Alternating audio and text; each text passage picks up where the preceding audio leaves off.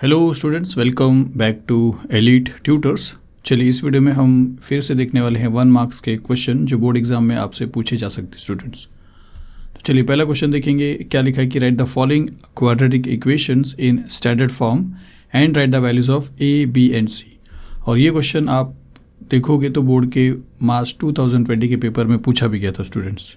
तो यहाँ पे क्या करना है स्टूडेंट्स, आपको दो चीज़ करना है कि write the following quadratic equation in standard form. पहले तो आपको स्टैंडर्ड फॉर्म करना है और वो आप जानते हो, और उसके बाद आपको ए और बी और सी का वैल्यूज़ निकालना है।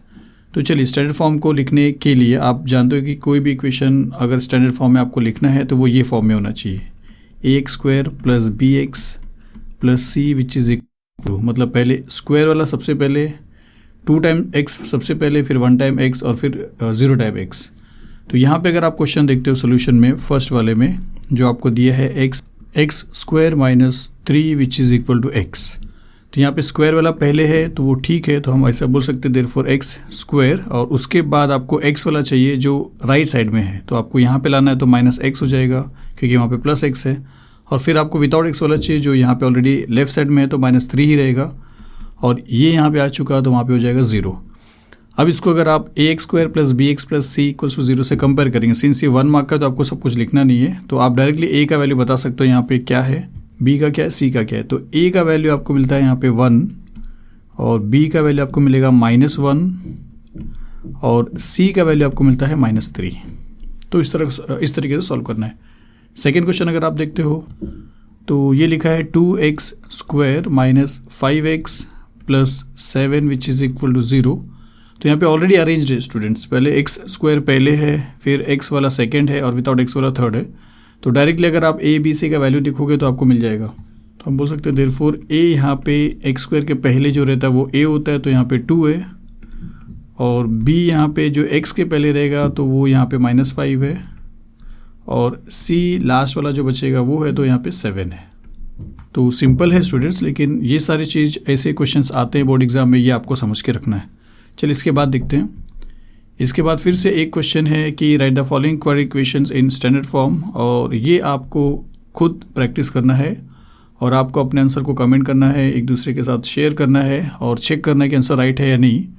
और दूसरी बात है कि आप ये लिंक जो आपको डिस्क्रिप्शन बॉक्स में मिलेगा वेबसाइट का, वहाँ पे भी आप ये पूरे वीडियो का जितना भी क्वेश्चन यहाँ पे हमने किया उसका सोल्यूशन आप वहाँ पे देख सकते हो, आप वहाँ पे जाके भी चेक कर सकते हो स्टूडेंट्स। तो जितने भी क्वेश्चन आपको प्रैक्टिस के लिए यहाँ पे मिलेंगे आप उसके आंसर को वहाँ पे भी चेक कर सकते हो, और आपस में कमेंट करके आप शेयर करके वहाँ पे भी चेक कर सकते हो स्टूडेंट्स। चलिए इसके आगे देखते हैं। इसके आगे एक क्वेश्चन है कि write the value of A B C for the following quadratic equation. मतलब आपको 2 क्वाड्रेटिक इक्वेशन दिया है और आपको ए बी सी का वैल्यू निकालना है। तो ये क्वेश्चन तो वही क्वेश्चन था स्टूडेंट जो आपने पीछे किया है। तो सिंस इजी क्वेश्चन है इसके लिए यहाँ पे सॉल्व किया नहीं जा रहा स्टूडेंट्स, और ये आप अगर सॉल्व करते हो तो आपके लिए ज़्यादा बेस्ट भी रहेगा स्टूडेंट्स। इसका भी सेम कंडीशन है, आपको लिंक पे भी वेबसाइट पे भी आपको इसके सॉल्यूशन मिल जाएंगे, और आप आपस में भी इसके सॉल्यूशन को शेयर कर सकते हो, चेक कर सकते हो स्टूडेंट्स।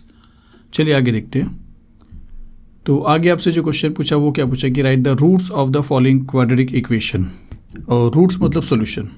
तो ये जो फॉर्म में आपको दिया है ये फॉर्म में हमारा क्वेश्चन रहता नहीं, हम एक क्वाड्रेटिक इक्वेशन को सॉल्व करते हैं और एक स्टेप ऐसा आता है कि हम ये फॉर्म में पहुंचते हैं, और वहाँ पे हम क्या करते हैं कि ऐसा लिखते हैं कि x + 3 इज इक्वल टू 0 और x - 2 इज इक्वल टू 0, ऐसा आप लिखते हो स्टूडेंट्स। आप ब्रैकेट नहीं लिखोगे चलेगा, तो चलिए नहीं लिखते ब्रैकेट। तो उसके बाद आप क्या करोगे कि x + 3 वहाँ पे जाएगा तो इक्वल के वो साइड 0 के साथ माइनस होएगा तो -3 आ जाएगा, और x का वैल्यू यहाँ पे -2 वहाँ पे गया तो आपको मिल जाएगा +2। तो जो रूट्स वो लोग पूछ रहे थे आपसे वो रूट आपका है x = -3 और x = 2। तो बस इतने सॉल्व करना है। सिर्फ आपको यहाँ पे सॉल्यूशन में आपको एक बार ये क्वेश्चन लिखना है, x + 3 × x - 2 which is equal to 0। Same यहाँ पे भी आप कर सकते हो, इसको आप करिए स्टूडेंट्स। ऐसा मत सोचिए सब आप ही को करना है स्टूडेंट्स, सब इजी क्वेश्चंस है, इसके लिए अगर आप करेंगे तो आपके लिए बेस्ट रहेगा। चलिए इसके बाद देखते हैं क्वेश्चन।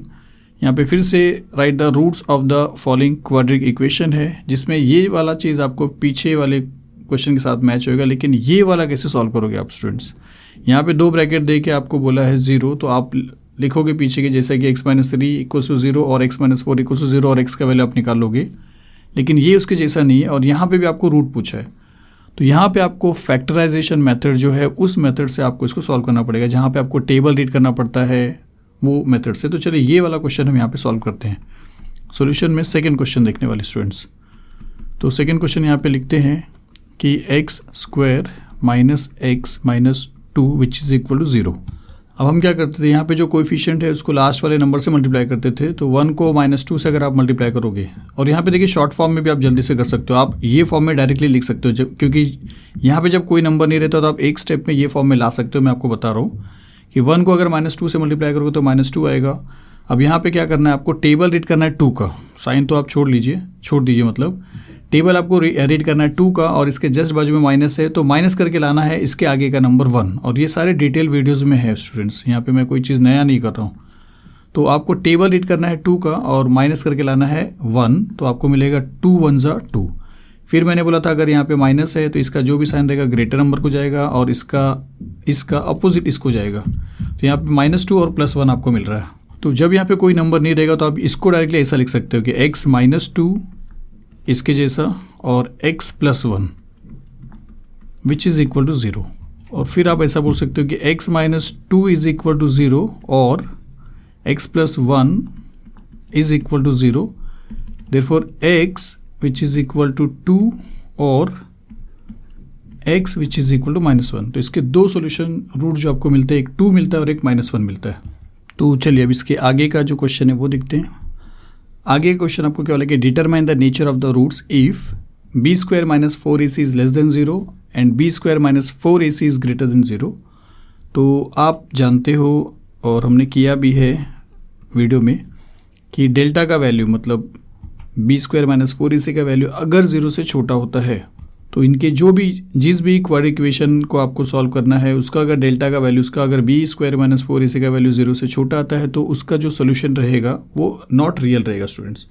तो इसका आंसर आपको सिर्फ इतना लिखना है कि नॉट रियल, तो नॉट रियल। और अगर सेकेंड वाले क्वेश्चन की बात करेंगे, अगर वो 0 से बड़ा आता है तो रियल तो होता है, रियल रूट्स तो आते हैं लेकिन इक्वल नहीं आते हैं, तो रियल एंड अनइक्वल आते हैं। और ये सब को मैंने क्लियर किया स्टूडेंट्स, मेरे जितने भी वीडियोज़ हैं उसमें ये सारी चीज़ मैंने क्लियर किया है, मतलब सभी में नहीं जहाँ पे इससे रिलेटेड क्वेश्चन है स्टूडेंट्स।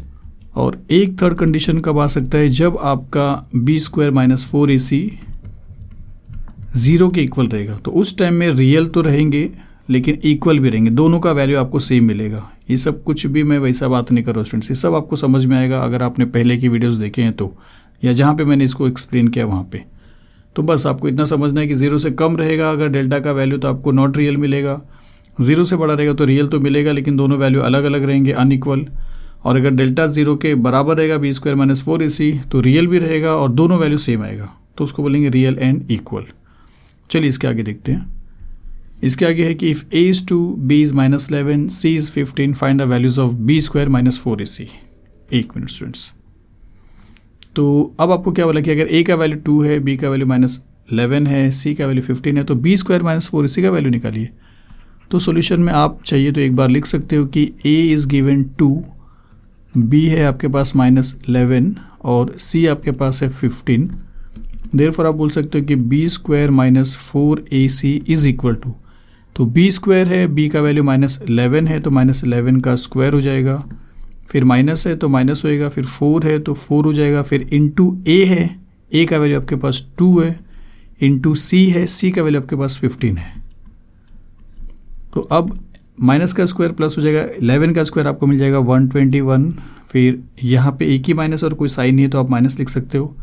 15 को 2 से मल्टीप्लाई करोगे 30 आएगा, 30 को 4 से मल्टीप्लाई करो तो 4 to 12 120 आ जाएगा स्टूडेंट्स। और फिर 121 में से अगर आप 120 को माइनस करोगे तो आपको 1 मिलेगा। तो यहाँ पे b² - 4ac का वैल्यू 1 आया है, मतलब ग्रेटर देन 0 आया है, मतलब रियल और अनइक्वल मिल जाएगा। आपसे यहाँ पे पूछा नहीं है, आपसे सिर्फ इसका वैल्यू पूछा, तो लास्ट में लिख देते हैं therefore b² - 4ac is equal to 1। चलिए ये भी सिंपल क्वेश्चन खत्म हुआ, आगे चलते हैं। आगे फिर से आपका सेम क्वेश्चन है कि find the values of b² - 4ac if a is this, b is this and c is this. और ऐसा करके आपको 3 क्वेश्चन दिया है और ये फिर आपके लिए प्रैक्टिस के लिए है। और ये सारी कंडीशन जो मैंने पहले बताया था वो सारी चीज़ें लिंक आपको मिल जाएगा डिस्क्रिप्शन बॉक्स में। तो चलिए ये भी आपको आ जाएगा। बस इतने क्वेश्चन के साथ इस वीडियो को ख़त्म कर रहे हैं स्टूडेंट्स। इसके बाद वाले वीडियो में हम 2 मार्क्स के क्वेश्चन को देखने वाले हैं। तो चलिए मिलते हैं अगली वीडियो में। Thank you very much.